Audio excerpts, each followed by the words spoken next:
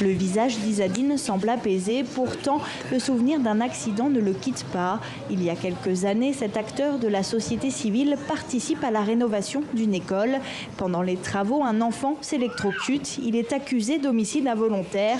La famille du petit garçon demande la DIA, la réparation financière versée par l'auteur d'un crime. Comme l'a dit l'officier de la police judiciaire, c'est un tort que j'ai commis et je l'ai réparé.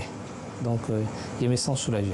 3 millions de francs CFA seront versés à la famille, un montant négocié par l'intermédiaire de chefs traditionnels, les représentants des deux communautés en conflit.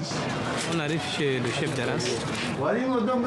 C'est dans ce carnet défraîchi par le temps que ce représentant a noté toutes les transactions qu'il a négociées. J'y ai inscrit toutes les DIA depuis 1945.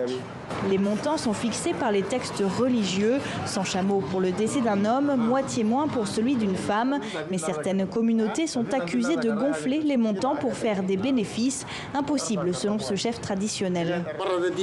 La DIA obéit à des règles. Tous les chefs traditionnels, moi y compris, avons signé des accords à N'Djamena.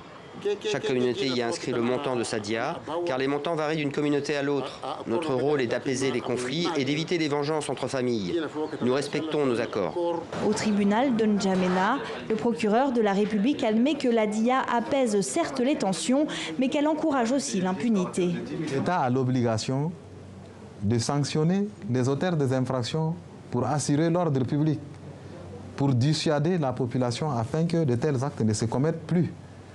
Mais s'il faut tuer et payer la DIA pour ne pas faire la prison, pour ne pas payer des amendes à l'État, c'est autant encourager la population à commettre des actes criminels. Une circulaire diffusée en octobre rappelle que cette compensation financière est contraire à la loi si elle annule les poursuites pénales. Mais beaucoup parlent d'effet d'annonce, aucune disposition n'ayant été prise pour réglementer la pratique de la DIA.